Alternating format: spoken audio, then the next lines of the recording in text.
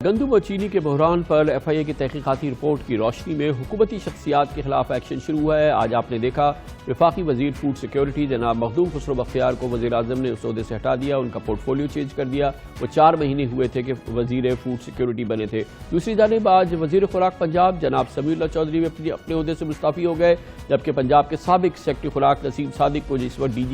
D G Khan کے commissioner تھے، ان کو فوری طور پر ان کے عہدے سے ہٹایا گیا، او ایس ڈی بنا دیا گیا۔ پنجاب کے سابق ڈائریکٹر خوراک ظفر اقبال کو بھی ان کے عہدے سے فارغ کر کے او ایس ڈی بنا دیا گیا ہے۔ دوسری جانب وفاقی بیوروکریسی میں سابق سیکرٹری خوراک ہاشم پوپلزئی کو بھی ان کے عہدے سے ہٹایا گیا ہے اور ان کی جگہ عمر حمید کو فیڈرل سیکرٹری فوڈ سیکیورٹی تعینات کیا گیا ہے۔ گورنمنٹ ایکشن اپنی جگہ ہو رہا ہے، جو کہ وفاق میں مخدوم خسرو بختیار صاحب کی پوزیشن کو چینج کیا گیا، ان کا پورٹ فولیو کو چینج کیا گیا۔ پنجاب میں جناب سمیع اللہ چودھری جو کہ وزیر خوراک تھے، وہ اپنے عہدے سے مستعفی ہو گئے۔ اس وقت ہمارے ساتھ موجود ہے جناب سمیع اللہ چودھری۔ بہت بہت شکریہ چودھری صاحب، آپ نے ہمیں جوائن کیا۔ ہمیں بتایا گیا ہے کہ یہ تمام جو ہوا ہے کمپریہنسو ایکشن ہوا ہے، آپ سے بھی کہا گیا تھا کہ آپ اپنے عہدے سے مستعفی ہو جائیں۔ بسم اللہ الرحمن الرحیم۔ یہ پرسوں شام کو یہ رپورٹ پبلک ہوئی اور میں نے پرسوں کوشش کی چیف منسٹر پنجاب سے ملنے کی، لیکن میری ملاقات اور رابطہ نہ ہو سکا۔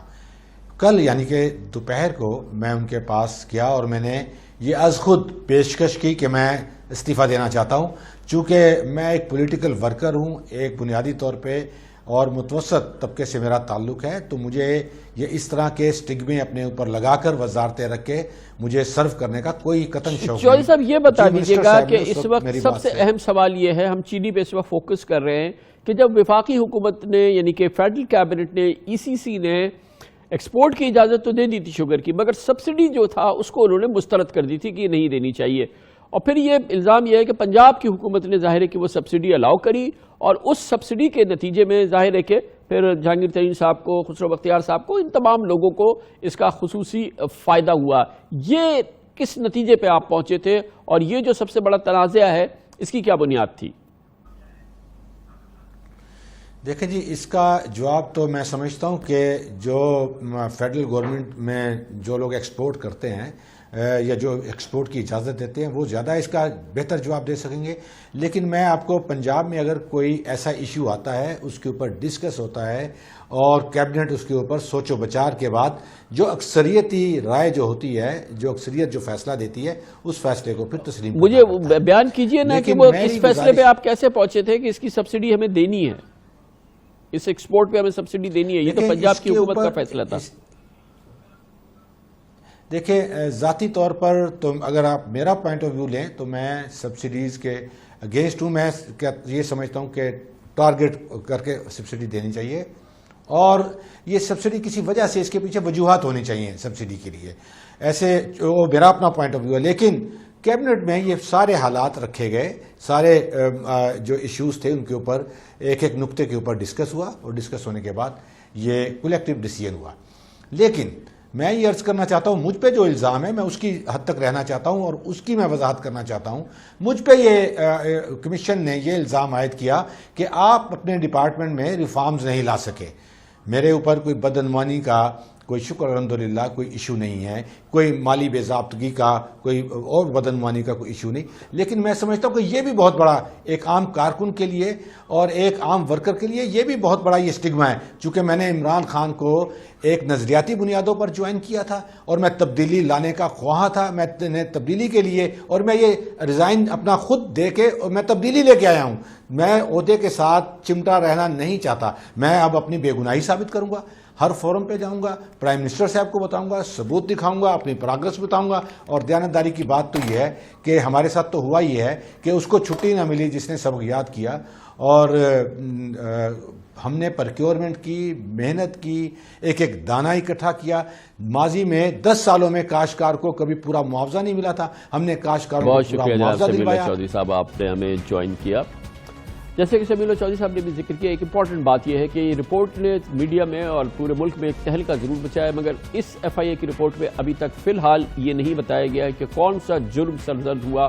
کہاں پہ وہ جرم سرزد ہوا، کون سا قانون توڑا گیا، وہ کس جگہ پہ وہ قانون توڑا گیا، اور نہ ہی اس رپورٹ میں کسی قسم کی کرپشن کا الزام لگایا گیا ہے کسی بھی حکومتی شخصیت کا نام لے کے یا اس کے عہدے کے لحاظ سے، نہ ہی اس سلسلے میں کوئی اس قسم کا تبصرہ اس پوری رپورٹ میں موجود ہے۔ اس پورے معاملے میں ہم جانیں گے کہ شوگر ملز ایسوسی ایشن کا کیا موقف ہے، جن پر یہ سب سے بڑے الزامات ہیں ان کی ترجمانی کریں گے جناب اسلم فاروق، جو کہ چیئرمین ہیں شوگر ملز ایسوسی ایشن آف پاکستان کے، لاہور سے ہمیں جوائن کر رہے ہیں۔ بہت بہت شکریہ اسلم فاروق صاحب، آپ نے ہمیں جوائن کیا ہے۔ فرمائیے گا کہ آپ دیکھ رہے ہیں کہ اس وقت بہت شدید دباؤ میں ہے آپ کا کاروبار، آپ لوگ، آپ کا پورا بزنس، بلکہ پچھلے 3-4 مہینے سے جب سے یہ چینی کی قیمتیں جو ہیں وہ 80-85 روپے کلو ہو گئی اور اس نے پورے ملک میں ایک تہلکہ مچا دیا۔ اب اس کی بنیادی وجہ یہی بتائی گئی ہے کہ ایک تو حکومت نے اس کو ایکسپورٹ کی اجازت دے دی، اور اب جو FIA کی رپورٹ یہ آئی ہے کہ ایکسپورٹ بھی آپ نے کی، اس میں آپ کو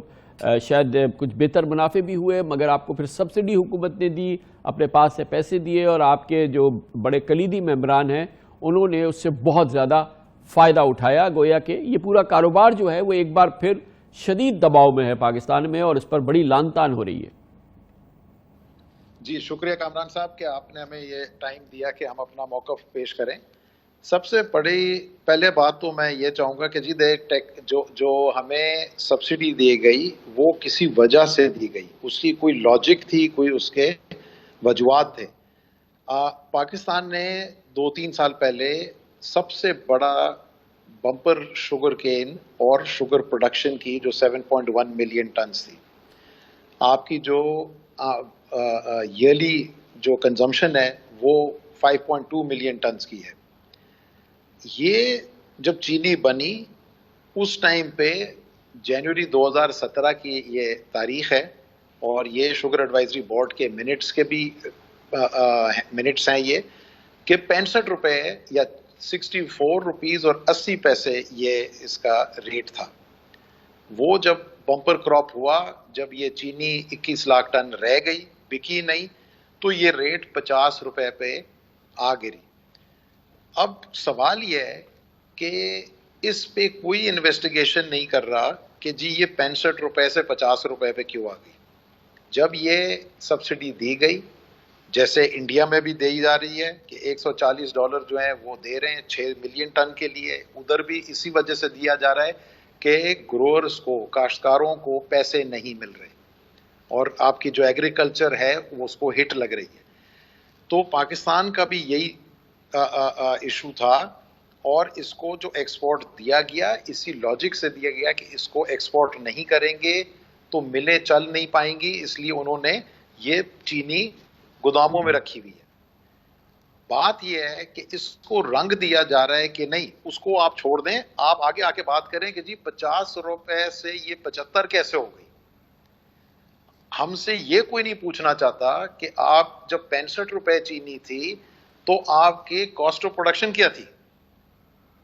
جو کاسٹ آف پروڈکشن تھی، لیکن اسلم فاروق صاحب یہ کوئی سوال نہیں اٹھتا، جب چینی 85 روپے کی ہو گئی تو کوئی اس کو برداشت نہیں کر سکا، اور ظاہر ہے جب 85 کی ہو گئی تو یہ کہا گیا کہ جب ہمارے پاس چینی نہیں تھی کیونکہ ہماری ڈیمانڈ زیادہ ہے، سپلائی کم ہے، تو ہم نے ایکسپورٹ کیوں کر دی۔ اب جب ایکسپورٹ کیوں کر دی اس کے اندر جایا گیا تو پتہ چلا کہ جی کہ یہ حکومت نے اس کا فیصلہ کیا، اور اب اس میں ایک چیز سامنے آئی ہے کہ وفاقی حکومت نے، ECC نے سبسڈی تو کہا تھا کہ نہیں دینی ہے، مگر اس کے باوجود پنجاب حکومت نے آپ کو سبسڈی دے دی، اور یہ بن گیا اس کا ایک ڈارک پہلو۔ اور ایک امپورٹنٹ پہلو یہ بن گیا کہ قیمتیں 85 روپے پر کلو ہو گئی نا، تو اس میں لوگوں نے جاننے کی کوشش کری کہ یہ کیسے ہو گیا۔ کامران صاحب دیکھیں سمجھیں، 2017 میں اگر 65 روپے تھی تو آج 2020 ہے، اس میں اگر 65 روپے اس ٹائم پہ تھی تو آپ کا کیا خیال ہے آپ کی ریٹ آف انفلیشن اور آپ کے کاسٹ اور آپ کے ڈالر اور سارے جو ہیں یہ کدھر سے کدھر چلے گئے؟ اگر ہماری اس ٹائم پہ پنجاب گورنمنٹ نے آڈیٹرز بٹھا کے کاسٹ کیلکولیٹ کی کہ یہ 63 روپیز 72 پیسہ بنتی تھی، تو آپ خود سوچیں کہ 3 سال کے بعد اس چینی کی قیمت کدھر سے کدھر چلی گئی۔ آپ کے انٹرسٹ ریٹ بڑھ گئے، آپ کے سیلز ٹیکس بڑھ گیا، آپ نے اپنا گنے کا جو سپورٹ پرائس تھا وہ بڑھا دیا۔ وہ تو پچھلے سال کی باتیں، اس سے پہلے جو ریٹ جب گرا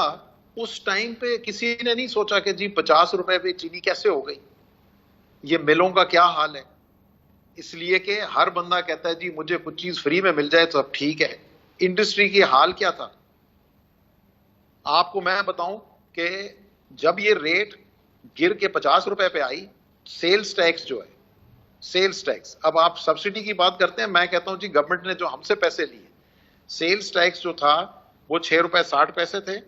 بیسڈ آن 60 روپے کی سیل پرائس. چینی کی قیمت کتنی ہو گئی؟ 47 48 50 روپے. یہ پچھلے 5 سالوں میں گورنمنٹ نے 55 بلین روپے اس انڈسٹری سے زیادہ لیے.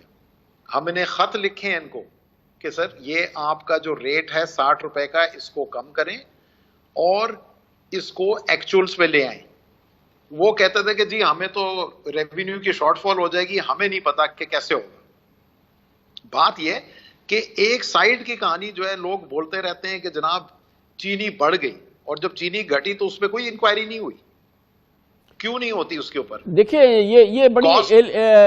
فاروق صاحب یہ اللاجیکل بات ہے. آپ کیسے ایکسپیکٹ کر رہے ہیں کہ کوئی بھی کموڈٹی کی قیمت لوگوں کو سستی ملنے لگے تو حکومت پریشان ہو جائے, وہ انکوائری کرنے لگے کہ یہ جو ہے مثال کے طور پر چینی 60 روپے کی تھی, یہ 45 روپے کلو کیسے ہو گئی, 50 روپے کلو ہو گئی. تو اللاجیکل بات ہے جی, اس کو کون وہ کرے گا کہ اللاجیکل کیسے سر؟ جب 63 روپیز 72 پیسہ خود کیلکولیٹ کیا کہ یہ ہماری کاسٹ ہے اور ہم 50 روپے پہ بیچ رہے ہیں,